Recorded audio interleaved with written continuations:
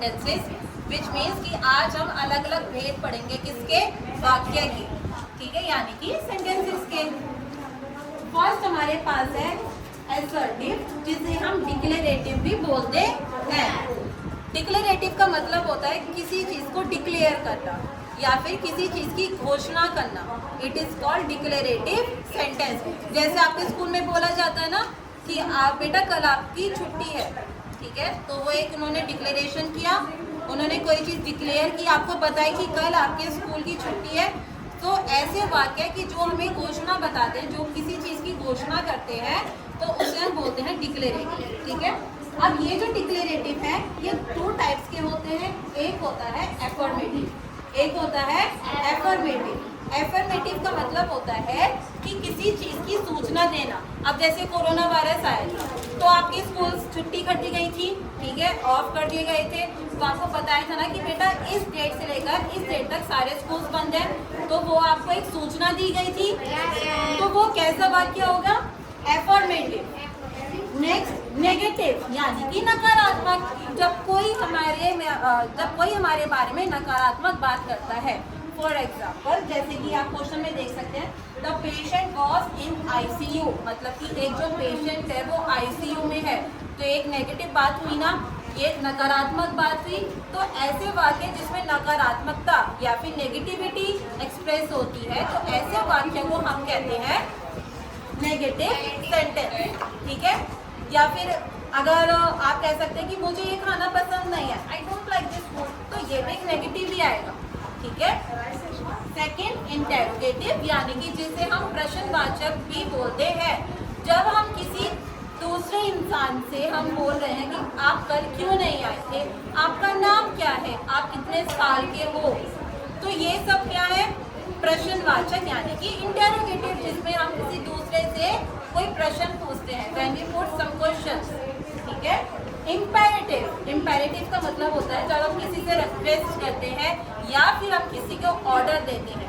जैसे आप कहते हैं ना कि please give my glass of water, मुझे एक ग्लास पानी दीजिए, तो ये आप ऑर्डर कर रहे हैं ना, so this is called imperative. या फिर अगर आप कहते हैं प्लीज मेरी हेल्प कर दे, प्लीज हेल्प मी, मेरी हेल्प कर दो, या फिर can you please give me your pencil, क्या आप मुझे अपनी पेंसिल दे सकते हैं, तो ऐसे वाक्य क्या कहलाए जाते हैं, इंपेरेटिव, कि जिसमें हम किसी को कोई आज्ञा करते हैं, या जाके दरवाजा बंद कर दो ना, so this is called imperative, ठीक है। एक्सक्लेमेटरी अब क्या होते हैं, जो अचानक से फीलिंग्स होती हैं। फॉर एग्जाम्पल आपकी मम्मी ने आपको बोला कि बेटा मैंने गैस पे दूध रख दिया कि ये निकल ना जाए, और वो अचानक से निकल गया, तो आपको एकदम से हो जाएगा ना यार, अब डांट पिटेगी, एकदम से बोलोगा ओ शिट। तो ये ओ शिट क्या हो गया, एक्सक्लेमेटरी, जो आपकी अचानक से फीलिंग्स एक्सप्रेस हुई है, तो ये कैसे वाक्य होंगे, एक्सक्लेमेटरी, यानी कि अचानक उठने वाले भावों का जो बोध होता है उसे हम कहते हैं एक्सक्लेमेटरी, यानी कि विस्मयादि बोधक चिन्ह, ठीक है। लास्ट वन है ऑप्टेटिव। अब दोनों में समानता ये है कि इसमें भी विस्मयादि बोधक का चिन्ह होता है और प्लस ऑप्टेटिव भी होता है, लेकिन अब दोनों में डिफरेंस क्या है, अंतर क्या है।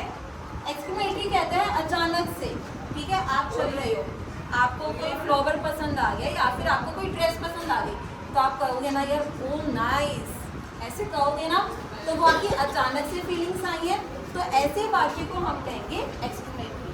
अब ऑप्टेटिव का मतलब क्या होता है कि जो आपकी इच्छा रहती है, या मेरी इच्छा है कि मैं एक बहुत बड़ी गाड़ी खरीदूं, मेरी इच्छा है कि मैं अपनी क्लास में फर्स्ट आऊं, ठीक है, तो ऐसे वाक्य को हम कहेंगे ऑप्टेटिव, कि जिसमें आपकी कोई विश होती है, आपकी कोई इच्छा होती है, तो ऐसे वाक्य कहलाए जाते हैं ऑप्टेटिव। तो मैंने कुछ क्वेश्चंस लिखे हैं, तो वो रिकॉल हो जाएगा कि कैसे सेंटेंसेस होते हैं।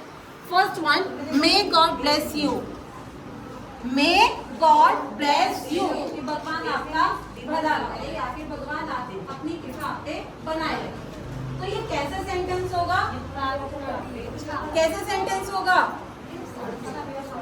अब आप एक चीज दे सकते हैं कि इसके एंड में विस्मयादि बोधक चिन्ह है, कैसा होगा, एक्सक्लेमेटरी, क्योंकि उन्होंने अचानक से बोला ना बेटा मे गॉड ब्लेस यू, आपकी टीचर्स बोलती है ना बेटा गॉड ब्लेस यू, तो उन्होंने अचानक से बोला है ना, तो ऐसे सेंटेंस कौन से होंगे, exclamatory. Why are you late, आप आज इतनी देरी से क्यों आए, आपको आपसे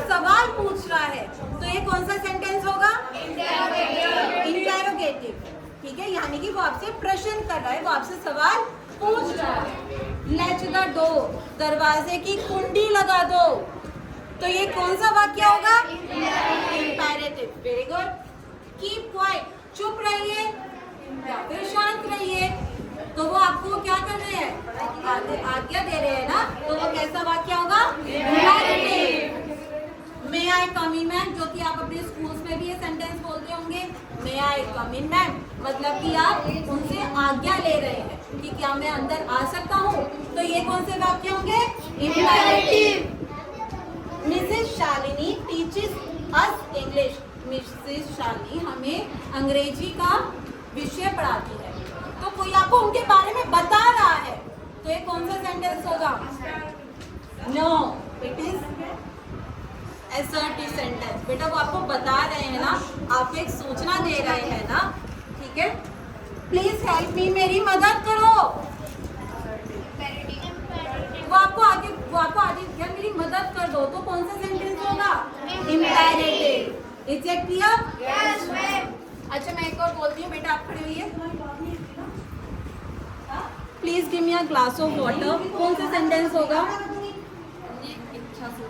इच्छा सूचक। और उसे please give me a glass of water, इच्छा सूचक कैसे होगा? ये कोई विश थोड़ी ना है।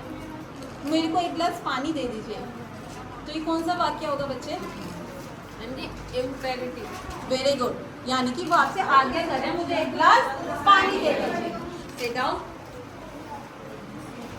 यू स्टैंड अप पढ़ी। आप कल क्यों नहीं आए थे? कौन सा वाक्य होगा? हाँ जी,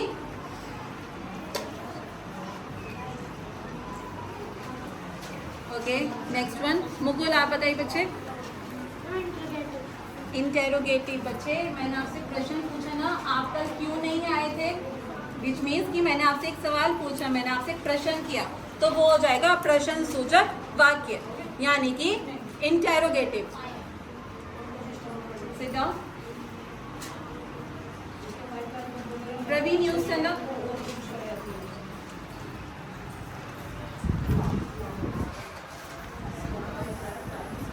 May you live a long life. कौन सा सेंटेंस होगा? No. May you live a long life. कि आपकी जिंदगी और लंबी हो और बड़ी हो, कौन सा होगा? गार्गी आप बताइए बच्चे। ऑब्जेक्टिव। क्या होगा ये? ऑब्जेक्टिव। वेरी